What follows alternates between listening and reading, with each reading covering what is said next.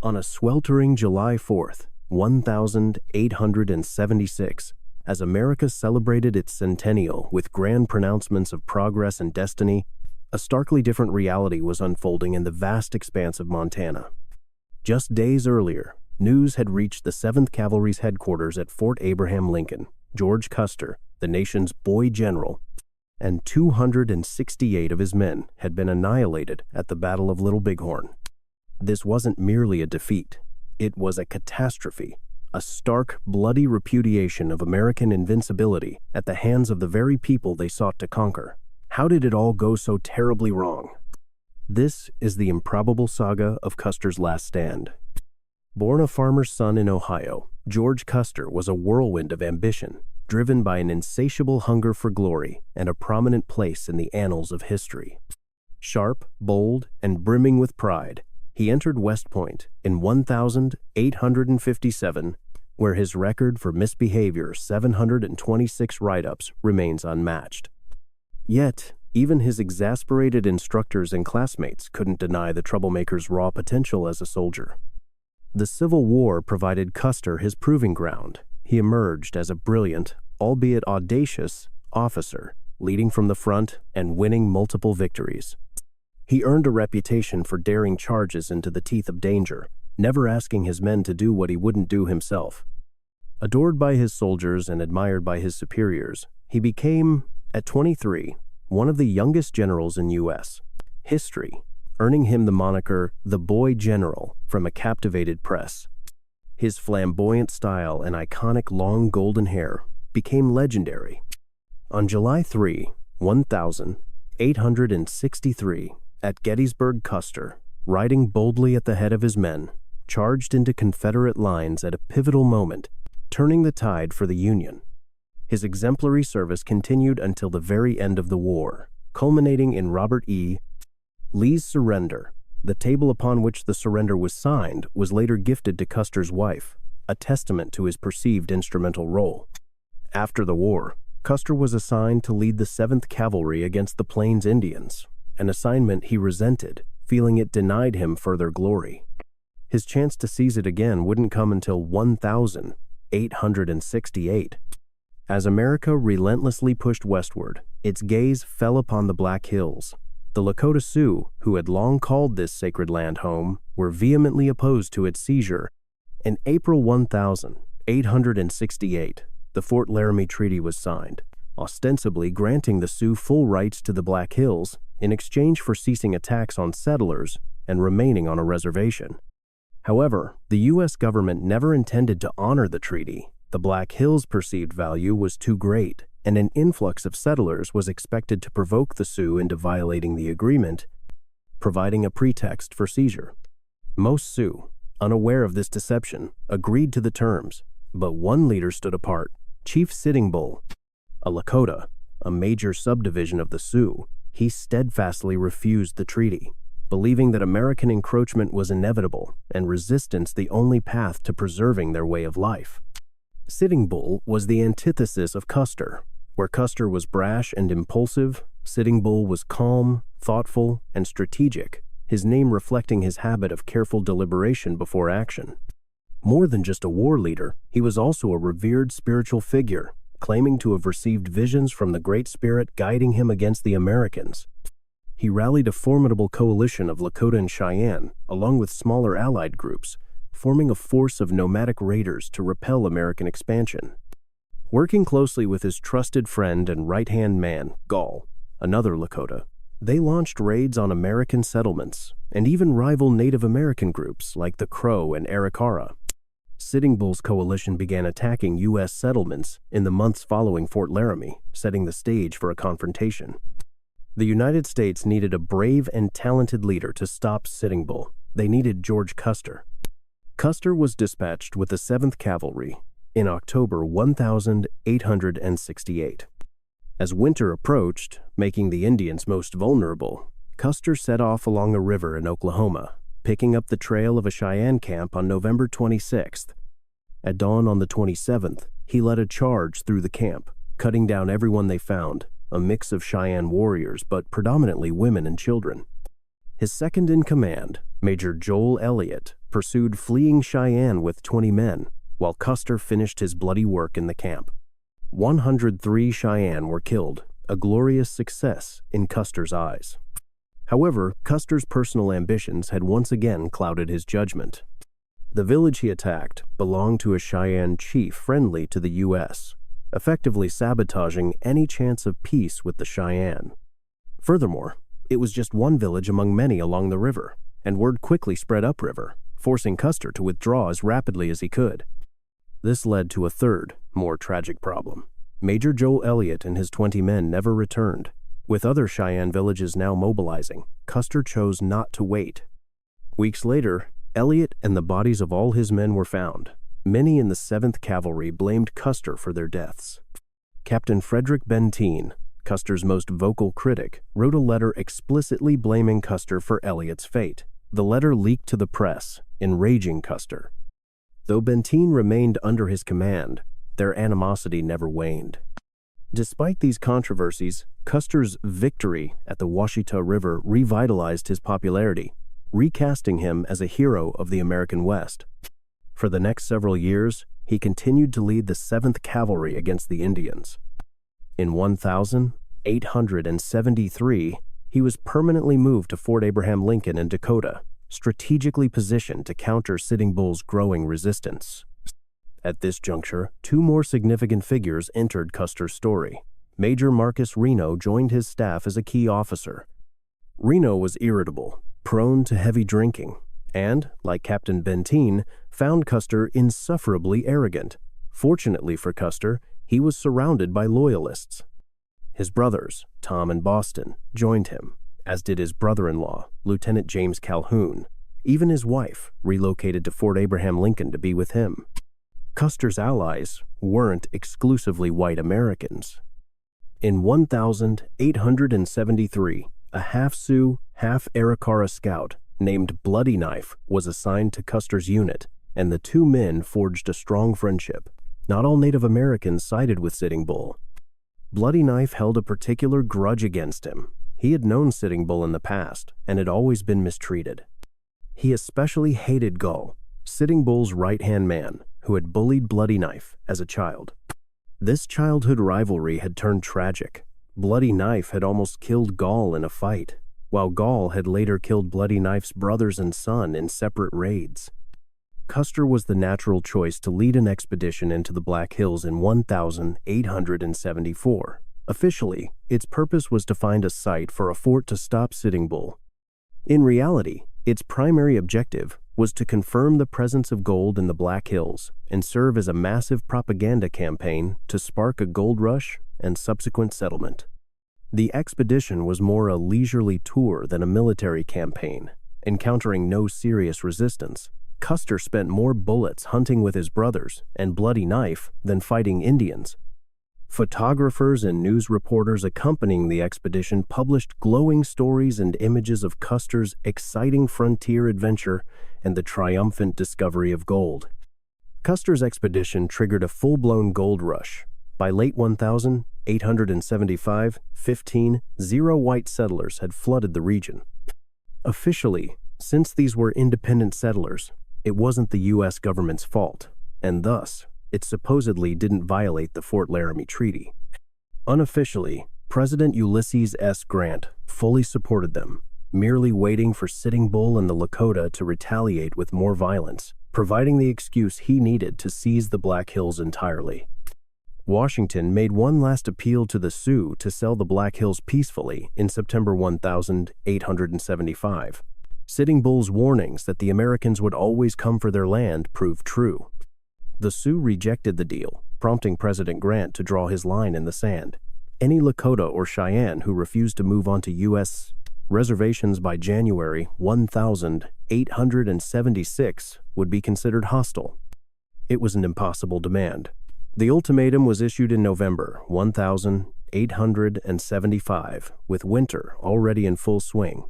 Even if people wanted to obey, they would freeze to death attempting to do so. It was injustice, plain and simple. The expedition to pursue Sitting Bull and his hostile Indians departed Fort Abraham Lincoln on May 17, 1,876.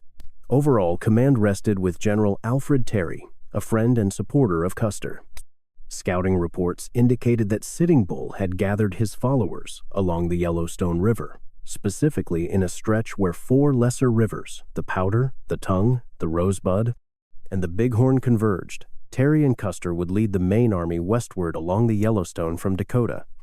A second force under General John Gibbon would approach from Montana in the west, while a third under General George Crook would come up from Wyoming in the south.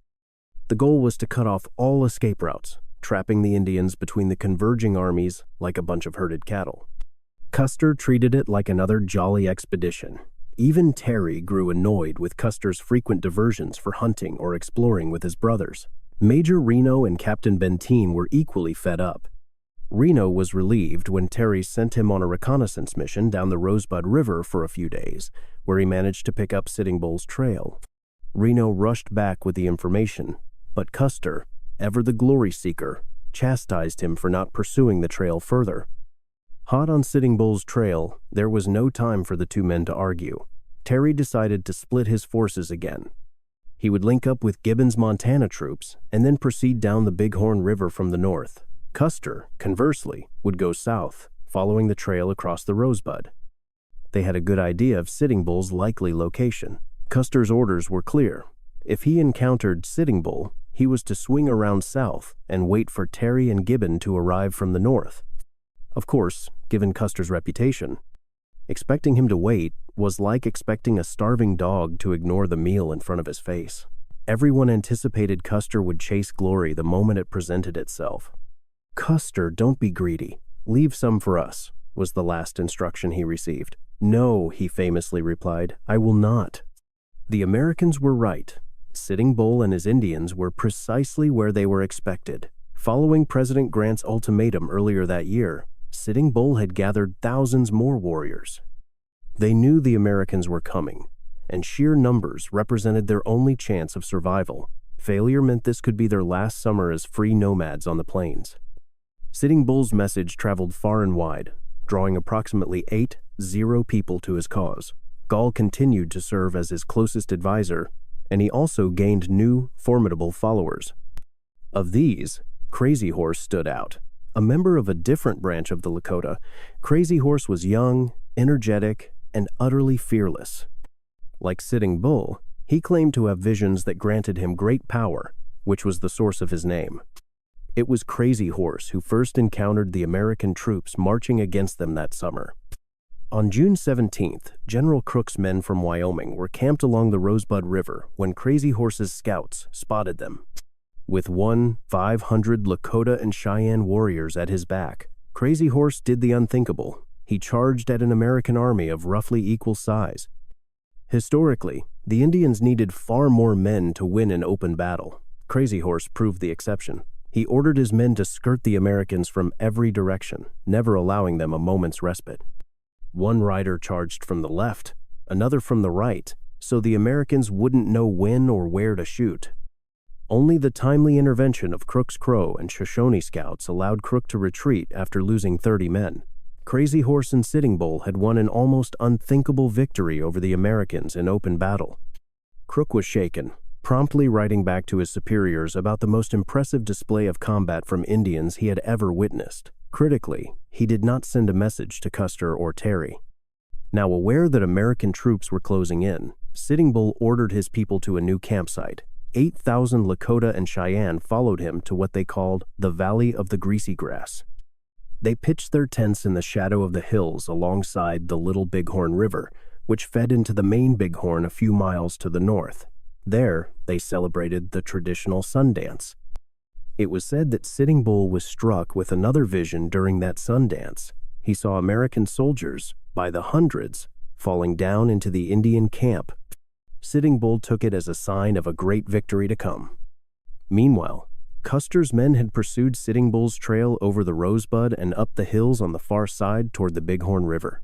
They had no idea about Crook's disaster several days earlier. Bloody Knife and the other scouts noted that the trail suggested far more Indians than Custer expected, perhaps thousands. Bloody Knife warned Custer that they might be too numerous to fight alone and that they should wait for Terry and Gibbon before attacking. Just after dawn on June 25, Custer's scouts climbed the hills a few miles east of the Little Bighorn, where they spotted columns of smoke rising from Sitting Bull's camp.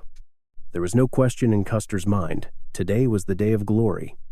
Custer had 700 men, split into 12 companies. One company stayed behind to guard supplies, but the rest would go to battle. Custer would take 5 companies across the river to attack the camp from the north. Major Reno took 3 to attack from the south, with Bloody Knife helping to scout the route. Captain Benteen would take the remaining 3 and swing further south around Reno before coming up and joining the battle on the camp's western flank. Custer couldn't have been thrilled to rely on 2 men he despised, but all the men he trusted, like his brothers Tom and Boston, and his brother-in-law, Lieutenant Calhoun, were already with him. Custer moved north, hiding behind hills to remain out of sight until the last possible moment. Finally, around 3:30 p.m., he crested the final ridge overlooking the camp and saw thousands of tents stretching over 3 miles. There were far more than he expected. He quickly scribbled some orders. "Benteen, come on, big village, come quick, bring packs, bring packs."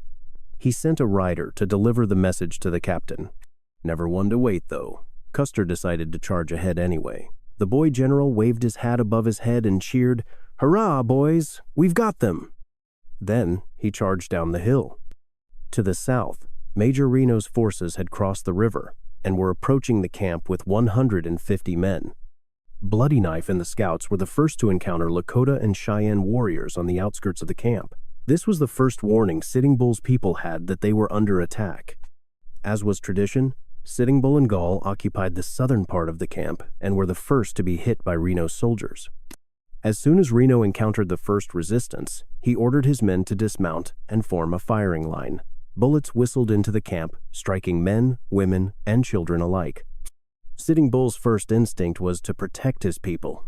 He ordered his nephew and another warrior to rush south and try to negotiate with the attackers. Both men were shot.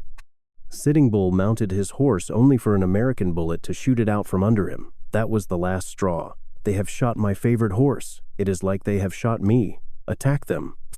Gall and Crazy Horse led the counterattack in the south. Reno was completely unprepared for any coordinated resistance, and the Indians quickly stopped him in his tracks. Survivors later revealed that Reno had been drinking all day, which likely impaired his judgment. Reno and Bloody Knife tried to strategize their next move. The Lakota world was small, and some of those fighting would surely have recognized Bloody Knife beside Reno. He was an obvious target. Reno was halfway through a sentence when a bullet struck Bloody Knife in the back of the head. He died instantly, his blood and brains splattering across the drunken major's face. Bloody Knife's death shattered Reno's resolve, and he sounded the retreat. "Any of you wish to make your escape, follow me." Order collapsed as Reno's men rushed back across the river. Men abandoned their horses and guns, scrambling through the water and up the steep banks. The Indians merely had to stand on the other side and shoot them. Up on the hills to the southeast, Benteen had heard the commotion and came back to investigate. As he waited on the hilltop, Reno scrambled up the hillside with a handful of his surviving men. "For God's sake, Benteen, hold your command and help me. I've lost half my men." Benteen frowned and had but one question. "Where is Custer?" Reno had no answer. Benteen could only shake his head. He had seen this before. "It's another Major Elliott affair," he sighed, remembering the encounter years ago. Custer had abandoned them once again to chase glory, or so Benteen later claimed. The fact that Benteen, Reno, and his men could hear the gunfire raging in the direction Custer had gone suggests something else was afoot. Benteen received the written order from Custer to come and help him, but he ignored it. Instead, Benteen and Reno sat atop the hill for the next 2 hours until the gunfire faded, and one of Benteen's infuriated captains went out to investigate for himself. What he found shocked him. We don't know exactly what happened to Custer after he charged down the hill. The following is the most widely accepted account of what transpired at Custer's last stand. Custer assembled his men atop a hill later known as Calhoun Hill to survey the situation and wait for Benteen. Custer had a habit of taking Indian hostages to force surrender, and it's likely he intended to repeat that plan. his men would cross the Little Bighorn into the camp, capture as many women and children as they could, and force Sitting Bull to submit. It was a simple matter of charging down the hill and fording the river. Custer would have led his men from the front. The sight of Custer and his men would have been terrifying. Even Sitting Bull, when he first heard of Custer's attack from the north, was afraid. "We thought we were whipped," he later said. But Cheyenne and Lakota warriors were concealed on the far side of the river and opened fire on the Americans. By now, Crazy Horse and the rest of the camp's warriors had broken off from chasing Reno and were rushing to deal with Custer. Custer had drastically underestimated their numbers. The Americans began to retreat back up the hill. Lieutenant Calhoun and his company secured themselves atop a hill that now bears his name. Custer, his brothers, and most of the rest fell back to what is now appropriately called Last Stand Hill. Based on the bodies, half of Calhoun's force never made it back to his hill. Within minutes, Crazy Horse had led a band of mounted Indians to encircle them from behind. As the bulk of the Indians pursued them up the slopes, Calhoun's men were overwhelmed, and every last man was killed. By the time his brother-in-law's position was overrun, Custer must have known that Benteen was not coming with the troops he had requested. Thousands of Indians spread over the hills around him, engulfing what little remained of his men. The last of Custer's men were cut down around him, slain by a storm of arrows and bullets flying around them. It was so chaotic that some of the Indians accidentally killed each other. No one is sure who was the last one standing, but Sitting Bull later revealed what his warriors had told him. It was said that up there, where the last fight took place, where the last stand was made, the long hair stood like a sheath of corn with all the ears fallen around him. Custer's last stand may have been the last of them all. Soon after the gunfire from Custer's direction fell silent, Benteen and Reno found themselves surrounded at their position, now called Reno Hill. Their 400 men dug in and held off the Indians through the night of the 25th. Only at sunset on the 26th, when a scout sighted Terry and Gibbon arriving from the north, did Sitting Bull order his people to withdraw. General Terry arrived shortly after. His first question was the same one Benteen had asked Reno: "Where's Custer?" The bodies of 200 men from 5 companies of the 7th Cavalry were found where they had fallen the day before. Some had been scalped and mutilated by the Indians. It was Benteen who, walking among the corpses, was urgently called over by a private to inspect one body in particular. 2 bullet wounds, one in the chest and one in the head. "My God, it's him!" On July 6th, 1876, news reached the 7th Cavalry's headquarters at Fort Abraham Lincoln of Custer's disastrous defeat. Within days, everyone in the country knew about the disaster at Little Bighorn. Just days earlier, on July 4th, 1876, America had celebrated its centenary. It was a moment of optimism and hope, of celebrating past progress and future promise. It was a moment to celebrate America's heroes like Custer, who, at that very moment, was believed to be out fighting those barbarous, backwards Indians. Custer's death should have been impossible. Americans had viewed themselves as an untouchable, unstoppable force of civilization. When word reached them that Indians had slain a hero like Custer and 268 men in open battle, most Americans couldn't wrap their heads around it.